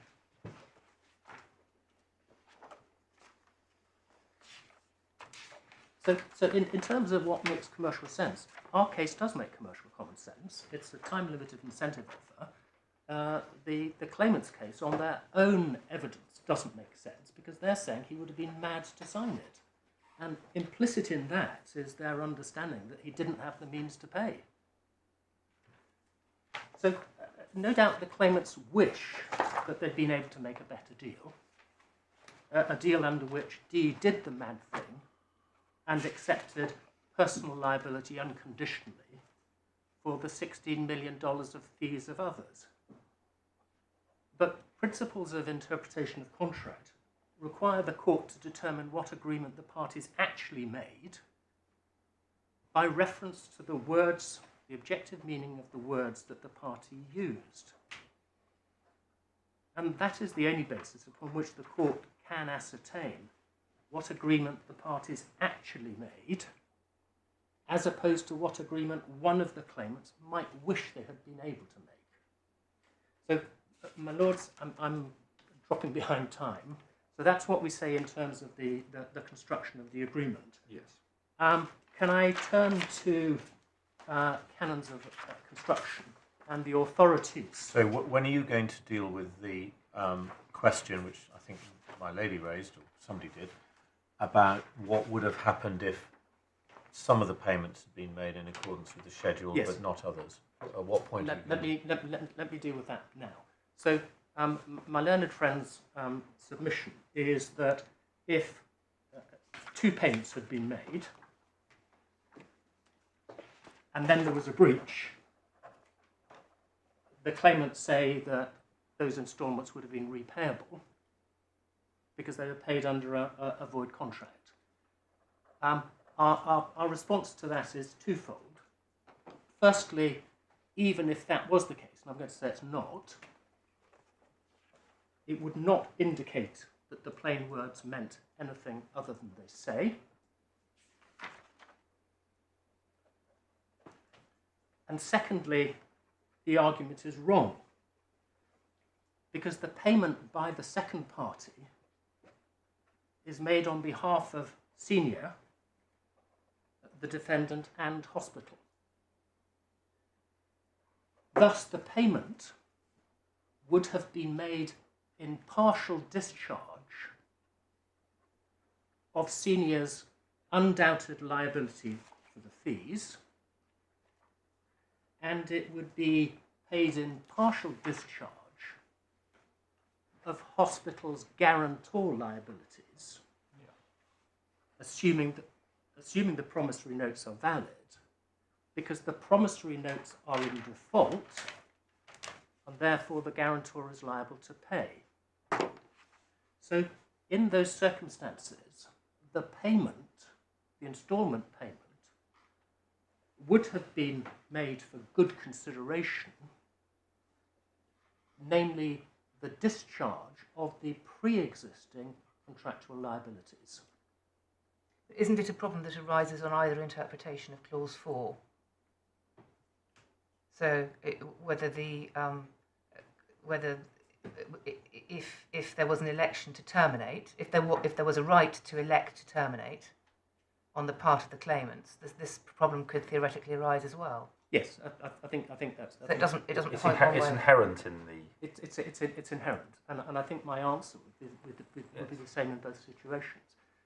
This is not to be regarded as a situation where it's simply a payment under a void contract and therefore is repairable, because there is a pre-existing contractual liability that underlies the FCA, and the instalment payment would have been in good discharge of that pre-existing liability.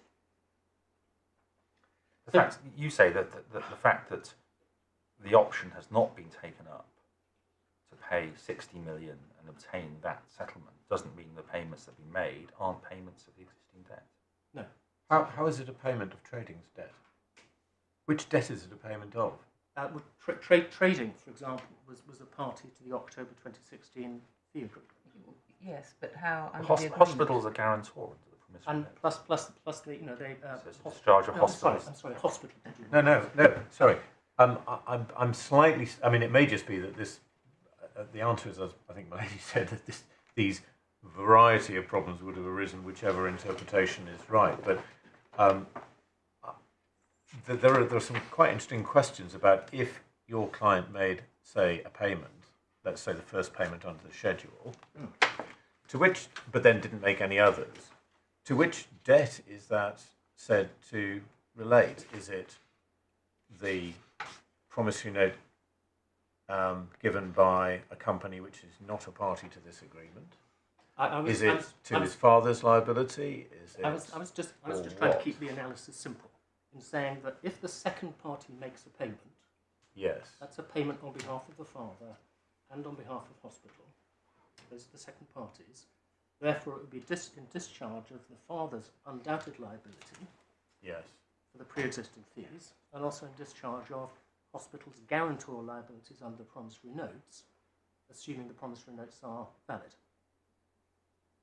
And there may be some pro rata or proratering or whatever, but the point is, the problem would arise whichever review is right about the It would.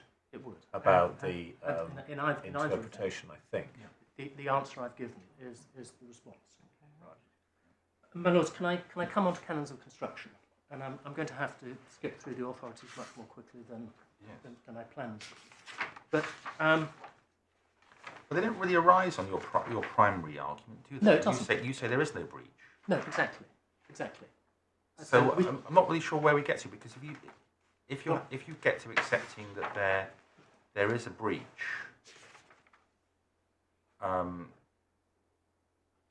then that's accepting that you are liable for the 60 million. So as I'll show you, that in circumstances where the clause can only be triggered by a breach, that there's good authority to say that's an indication that the appropriate canon of construction can't be applied in that situation. You say that even if there was a breach, Yes, the primary exactly. obligation, Yes. the canon of on the particular facts and the particular commercial context of this agreement, Yes. where there are no words to be found saying at the election of one party, despite the general principle. Exactly. If one looks at the commercial context, which is unusual. Yes. It's not a clear breach like you have in Yes. all the authorities. It's a very clear breach of cultivating the land or putting the right clause in the distribution agreement. Very clear breaches. Different contexts, Yeah. all very interesting. Exactly. Clearly right. Exactly. No general rule. Look at the facts here. Look at the approach Yeah. suggested by Yeah. the authors in Lewison. Yeah. And even if there was a breach of Clause 6, Yes. as opposed to a failure to take the opportunity to comply with that timetable, Yes. the words of Clause 4 still stand good, and you're still entitled, or it was null and void. I'm obliged. Is So that it? I'll take the authorities very quickly, but maybe I should have been more explicit. Our first argument is this is just an incentivised offer. You have to read clauses 4 and 6 together to understand the nature of the obligation being accepted in clause 6. If I'm wrong in that, and you say that clause 6 is in some sense freestanding and independent, you still, and therefore it's said that the canon of construction applies, you still come back to the question of interpretation. You look at it in the context of clause 4. Because clause 4 can only operate in circumstances where there is an inverted comma breach, the canon of construction doesn't apply. Yes. Well, that's adopting the Gillenhammer. Exactly. Now, exactly. Mr. Robinson comes back on you Yes. and says, well, hang on, Article 23 in the contract, the construction contract, or the whole contract in Gillenhammer, was a completely different context because it was about the conditions required to be met in order for the contract to come into existence in the first place. Yes.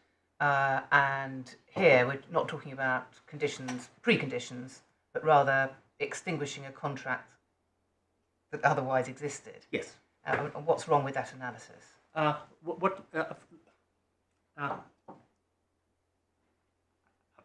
going to come just in a moment. Yes, you might. I think the two authorities, speaking entirely for myself, that I think it would be helpful to hear you on are Gillenhammer and I can't remember the other one now, but Gillenhammer I think you should address.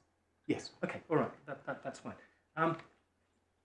Your lordship's seen where I'm coming from the quotations in Lewison. The canon of construction, is really just an aid to interpretation. That's the first point. The second point is just to remind your lordships of what Lady Justice Hallett said in Hawley and Luminar Leisure, paragraph 102, about the dangers of seeking to rely upon authorities on questions of construction. So can I just take your lordships to tab 28.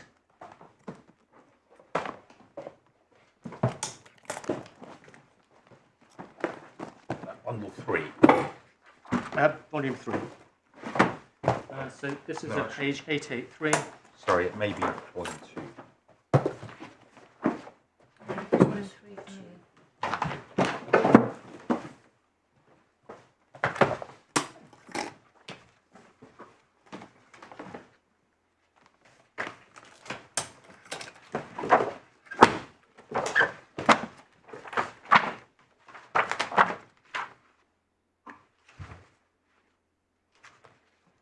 So bottom of page 883, paragraph 102, these principles identified their rules of construction. Above also serve to underline the caution that the court seeking to identify the meaning of words in a particular contract must adopt when considering what assistance can be derived from either the words a contextual meaning or judicial decisions as to the meaning of the same word in a different context. Because the contractual and commercial circumstances in each case are inevitably different, it can be positively dangerous to draw assistance from the acontextual meaning or from decisions of other courts as to meaning of a particular word when context is so important on issues of interpretation. So the first point we sort of make generally is that one has to be careful as to the extent to which assistance can be drawn by looking at other cases. And we say that that's right. So let me just very quickly, the three cases that the learned judge referred to, paragraphs 201 and 202 of his judgment. Davenport, an entirely different case. It was an 8-year lease. The question was what happened if there was a failure to cultivate 1/6 of the land within the first year. Well, it's also interesting because the relevant obligation was in a statute. Yes, yeah, no, exactly. Section 8 of the Agricultural Act. Exactly, So, exactly. My Lord, the reasoning of the court is perfectly clear. In the context of a lease, which was intended to create long-term relationships, it would be commercially nonsense to think that one party, the lessee, could get out of the lease by breaching it. And that's the sideline passage at pages 40 and 41 of the decision in Davenport. Quesnel, Fawkes, Goldmine and Ward, Authorities tab 7, page 119. In many ways it's very similar to Davenport, save that this was a mining lease rather than a farming lease. And here the question was whether the lease became automatically void if the lessee failed to carry on mining operations for 2 years. Now again, I would suggest that once you look at the nature of the underlying agreement, a lease, a long-term relationship, it's nonsense to think that the parties could, save in exceptional circumstances, have intended the lease to be terminable on the lessee's breach. But the point that we would draw out of even just those two decisions is this. The canon of construction is not self-applying. It doesn't avoid the need of the court to ascertain the intention of the parties in the usual textual and contextual way. Well, you've made this point. You made this at the outset, right? And I think we've really firmly got it on board. Yes, I'm obliged. And just to say that one of the points here, and you make it very forcefully, is that we're dealing with a very different situation where on any analysis, a party who isn't primarily liable is giving is agreeing to make payments or is structured payments, and the breach is in that party not making payments that he was not liable for before. So it isn't nearly so odd that the agreement might be null and void if they don't make the payments. So we're in a very different situation. That's your point. Absolutely. You start by performing the usual textual and contextual analysis to ascertain what were the intention of the parties. What do you want to say about Python then? Python. Sorry, can I just, before you just leave Quesnel or Quinel or whatever, I didn't understand there that there was an obligation on the lessee to mine. I mean, it's just, you take a lease of a mine. I'm just trying to, I'm fairly sure that there was an obligation to mine. What? Yeah, maybe I just haven't seen and I think, my lord, that comes out of the head note. yeah. If you cease for the space of 2 years to carry on mining operations. Yeah, but it doesn't. Sorry, I think that was rather my point. The proviso operates if, or the forfeiture operates if you don't carry on mining operation. But it's not a breach of anything. It doesn't say you have to mine. It's not saying It's not saying that you positively must mine. It just says if you happen not to, then this is what happens. My lord, I'll come back to that if I may. I mean, I'm sure it may not. I don't think it may make any difference to your argument. The way you've put the argument. Yes. Because you say these are all just canons. It's all just what do the parties mean by the expression null and void or void. But as a matter of fact, I didn't understand that. I hadn't checked back in Davenport, but I didn't understand that the lease obliged the lessee to mine. It just said if you don't, then this happens. And the question is who's... I know they talk about breach of the proviso, but there's actually no indication, as I understood it, that the lease required somebody to mine. Well, I think maybe required in the sense that if it wasn't satisfied, the lease would be forfeited. Yeah. So, But you see, it's just saying you have an opportunity to mine. Yeah. And if you don't, this happens. You say your client had an opportunity to pay. And then the question is, what does the contract provide if he doesn't? Exactly. I mean, it's all a question of interpretation. It is, absolutely. Cheel. Right, sorry. Cheel. But could you come back to my lord on this point of whether there was a breach in Quesnel? Yes. Sorry. Yes, Quesnel. Cheel. So this is the union case. I won't take you to what Lord Diplock says. We see that at pages 478C to G. And the point in Cheel is Lord Diplock's clear statement that if the only circumstance in which the clause can operate is a breach, then that's a clear indication of the party's intention, and therefore the presumption can't apply. Now, my learned friend in his skeleton says, well, Lord Diplock there was referring to a situation where the duty was owed to a third party, and that's why the presumption couldn't apply. That's correct on its facts, but of no relevance here, because here the relevant duty was between the parties under the contract. So Cheel is strong authority that where the predicate for the operation of the clause, clause 4, is a breach, which it is, on this construction, the presumption doesn't apply. But so Quesnel may not be a breach case, but in the other breach cases, you could say exactly the same, and yet the general rule was brought into play. Yes. So all of these null and void clauses in Python, Monty, and law dementia, Yeah. are, you could have said exactly the same, couldn't you?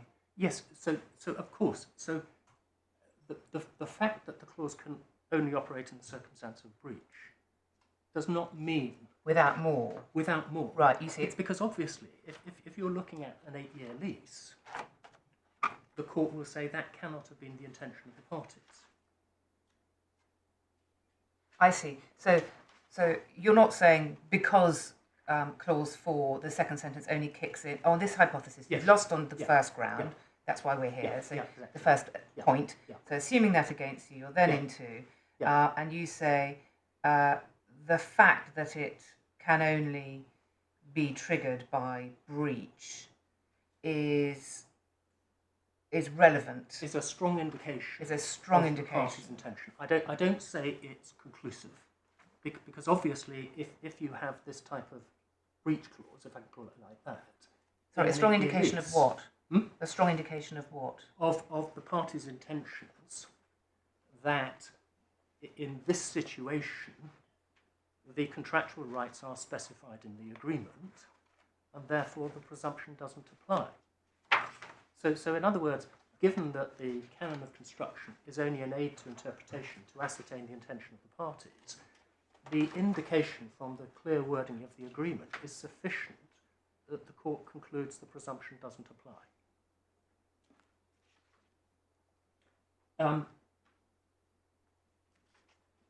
Python, we have that authority at tab 23. Again, the context is important. It's an agreement relating to distribution rights for the film Life of Brian. It was a long-term distribution agreement, but it reserved to Python the right to terminate if the sub-distribution agreements didn't reserve to Python editing rights or cutting rights, as they're described. One of the sub-distribution agreements didn't include cutting rights, and so Python tried to argue that the distribution agreement was automatically terminated. So coming back to Lady Justice Hallett, it's a very different contextual and textual situation. But the basic point was that the breach of the cutting rights may have been irrelevant. It may have been an edit which Monty Python had no objection to. And in those circumstances, it would be surprising if the contract automatically came to an end so that Python's rights to royalties ceased. So that's the broad outline. The only part of the judgment... Where in the judgment do we find reference to the fact breach may have been irrelevant? Is that commented on somewhere? I'll dig up that reference. Thank you. The main part of the judgment that deals with this issue is page 677. Gillenhammer. We have that authority at tab 18. Article 23 is the critical provision here. Again, we accept what my learned friend says, that the context and text is different. But the 3 points that we would say come out of Gillenhammer are first, it reaffirms, if reaffirmation is required, that the presumption doesn't apply where there are clear words to the contrary. Secondly, it's interesting to see how the judge reasons that the presumption doesn't apply. And we see this from paginated page 556, where the court or the counsel explains the commercial background against which the words were used, because that is an aid to determine the objective intention of the parties. And that's the same here. Where are you? I'm sorry, page 55. Yes. Sorry, let me just turn it up. I see at the bottom of the page, this is Mr. Sumption's submission, so we need to be careful. I know he wins at the end of the day, but this is recording his submissions. Yeah, if I, bottom of page,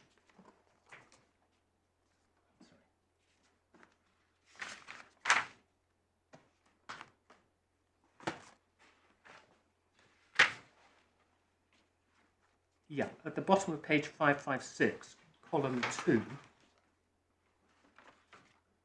their counsel, Mr. Sumption, is explaining the background against which the contract was negotiated, and over the top of the page. And it's in that context that Article 23 has to be construed. Well, the better, if I may say so respectfully, if we look at 416, 558 of the bundle, that's where the court endorses that approach. Yes, yes, I'm obliged. So that's the second point that we will make. What is the process of reasoning that the court goes through? The third point is, and we see this at the top of page 558, column 2, the importance the judge attaches to the fact that the clause could only operate in the context of a breach. And there, Mr. Justice Hurst says, so far as the New Zealand and Chile cases are concerned, it seems to me that the express terms of Article 23 exclude the general rule of construction, since subclause A and C could not operate in the absence of a breach by the party concerned, thus rendering reliance on the general rule impossible for the same reasons as it was impossible for the plaintiffs to rely on in the APEC. I have to say that it's my fault, and I may have to read it all again more carefully, but I just need help on why that is so, since subclauses A and C could not operate in the absence of a breach by the party. Go back to A and C on page 545. This contract is subject to, what is meant by could not operate in the absence of a breach? So A was the obligation of the builder to provide the guarantee to repay instalments in the event that the buyer was entitled to exercise his right to cancel the contract at the end. and C was the obligation of the... I'm sorry,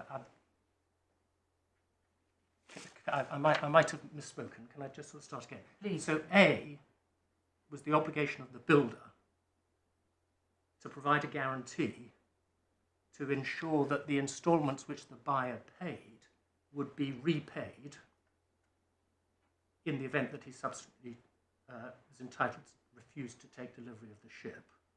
And C was the obligation of the buyer to make the first instalment payment. Now, neither of those events could occur other than in the event of a breach by either of those parties. And yet, both as regards the buyer and the builder, it was a provision that could only operate in the event of breach. Rather than the fulfilment of a condition. Or, again, that sort of comes back to the question of how you interpret the contract, doesn't it? Very impressive command of the facts, if I may say so, Mr. Gillis. Sorry? Very impressive command of the facts of that case. So that's what we say about Gillenhammer. I don't think that I need at this juncture to say anything about Lord Debenture and Electrin, which was one of the cases my learned friend refers to. Just very briefly, the relevant passages are paragraph 18 of Mr. Justice Sale's judgment, which is a paginated page 1188. And all I'd say about that is that if you look at the 5 paragraphs of that reasoning, paragraphs 1 to 3 or 1 to 4 are just applying normal principles of textual and contractual interpretation. And he just then says reinforced by. Exactly. At 5, Exactly. he says reinforced by. And at 5, it's just reinforced by. So, Sorry, reinforced by the general rule. yes. Yeah. Yes, exactly. So, as I've said, the rule doesn't operate to avoid the need of the court to ascertain objective intention. Final point on canons of construction, just picking up Lord Justice Stephen Phillips' observation, the contra proferentum rule. If I could ask you to look at tab 38, that's the fourth authorities bundle, and it's at page 1719. I thought contra proferentum had gone out of fashion. Am I wrong about that? It's back in fashion, is it? No, I wouldn't say back in fashion. Lewison, the learned author, still thinks it exists, just. Oh, right. Yeah. That's hardly a ringing endorsement, as a matter of fact. No.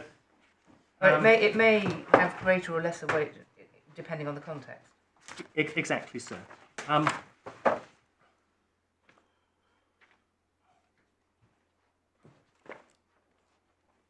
So, page 1719. Where there is a doubt about the meaning of a contract, the words will be construed against the party who put them forward.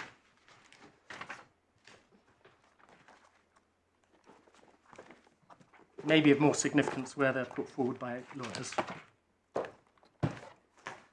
My lords, can I now turn to the 5th topic? Sorry, can I just have a quick look? Is there a...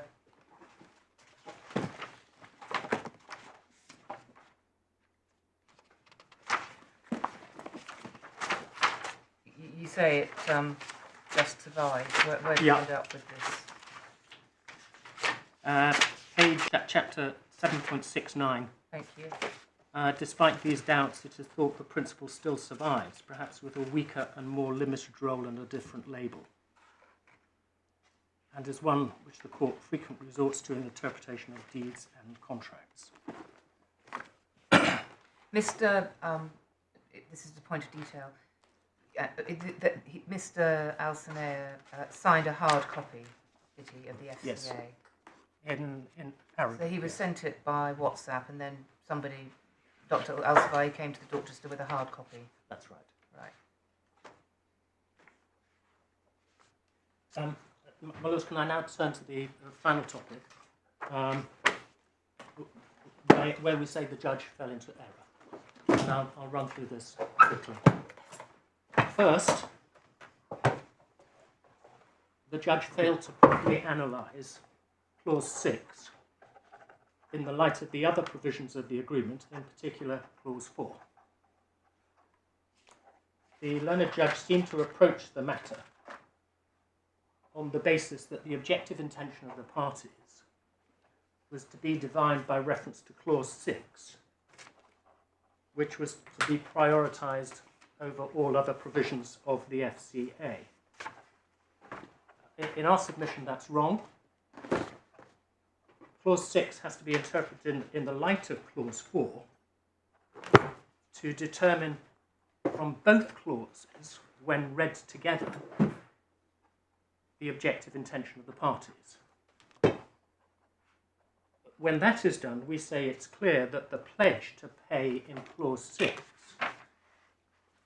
falls away if payment is not made in accordance with the agreed timetable.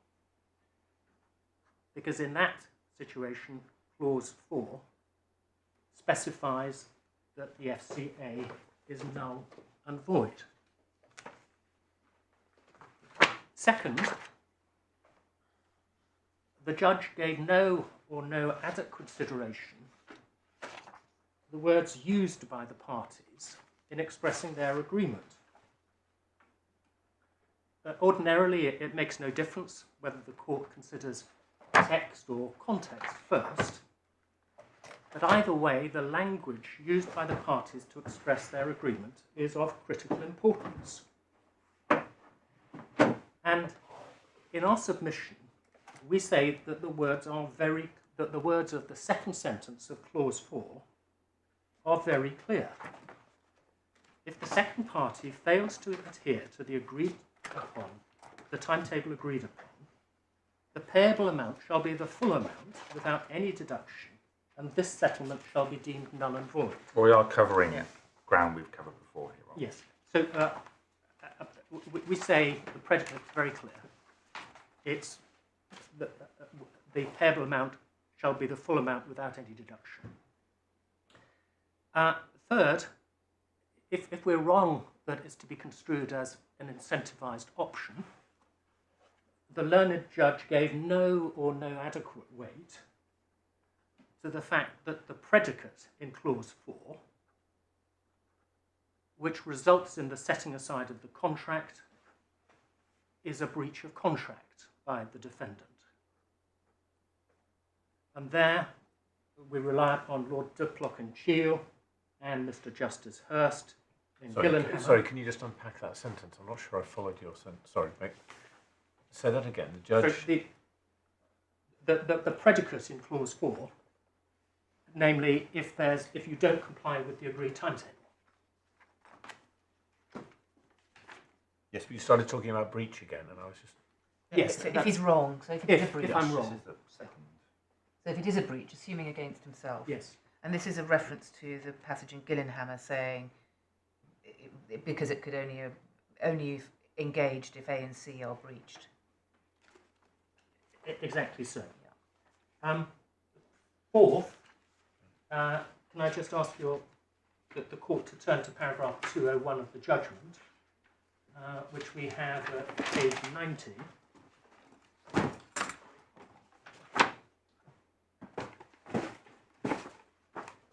The judge at paragraph 201 says, rather as the claimants submit, clause 4 must be construed, and then goes to refer to Cheel.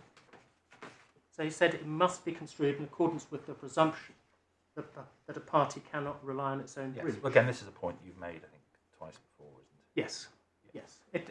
It's not a must. It's not. Yes. It's not. I'm only pushing you on, Mr. Gibbs. I don't think at this stage we can be exactly repeating. Fifth, let me just headline the point and then I won't elaborate on it. Fifth, we say the judge erred in adopting a somewhat unthinking approach to the authorities that he quoted in paragraph 202,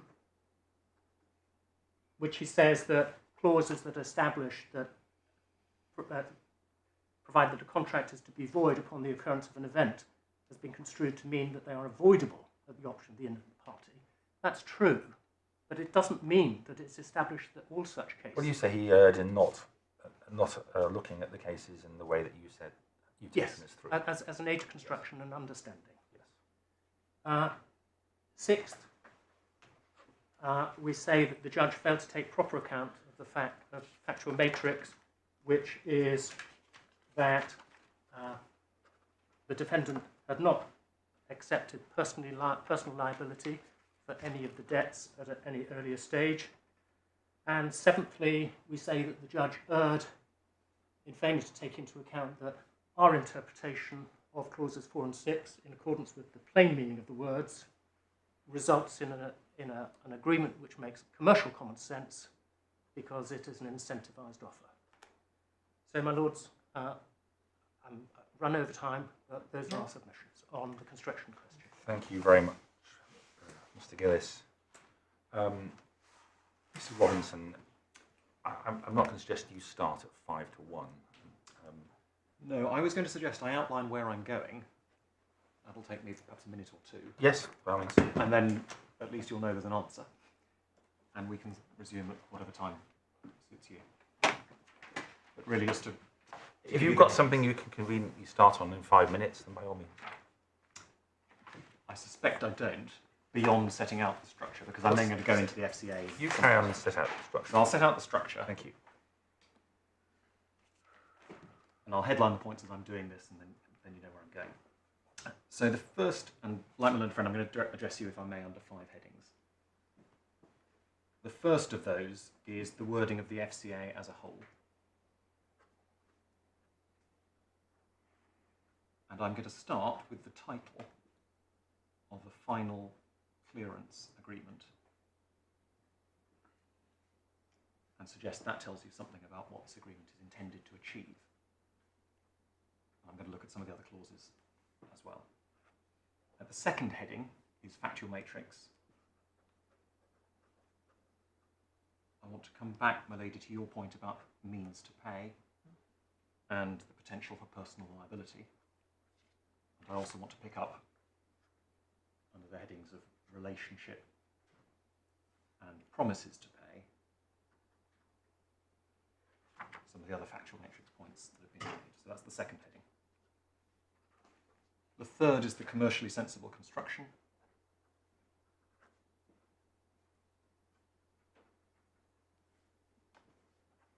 And perhaps pick up a lot of your point about payments that are made and what happens to them if the agreement is then void. The fourth is then the question about whether Clause 6 imposes an obligation at all. Or is this an agreement that simply gives a right to pay? And I'll say that does real violence to Clause 6. That's not what this agreement says. And then finally, if there's a failure to pay, is the agreement automatically void? And if I may, I'll spend a little time on the cases.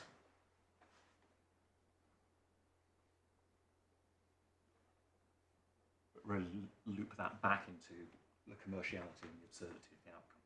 So that's where I was proposing to go. How long do you think you'll be in total?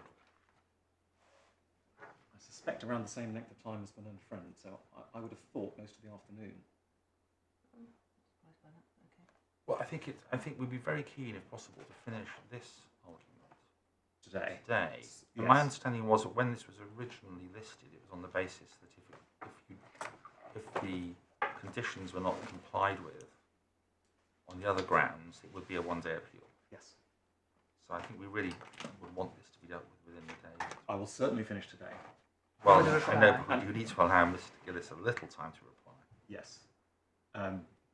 My friend anticipated an hour and a half. He's been 2 hours and a half. If I give you a period, the danger is I'm going to increase it. I know, he has covered quite a lot of the ground, which probably doesn't need to be covered again. We'll see how we go. You must obviously have your fair say, but equally, I don't think we can see this going over No. a day. And usually, the pattern on a one-day hearings, the appellant takes the morning and the respondent allows a little time for reply. I certainly intend to allow some time for reply. Concerned about giving you an estimate that turns out to be wrong, but Yeah, very well. Thank you very much. So we'll resume. And should we start? 2 o'clock is fine. Yeah, 5 to 2. Whatever you want. Whatever Yeah. you want. Yeah, Well, just to make sure we finish today, we'll start at 10 to 2.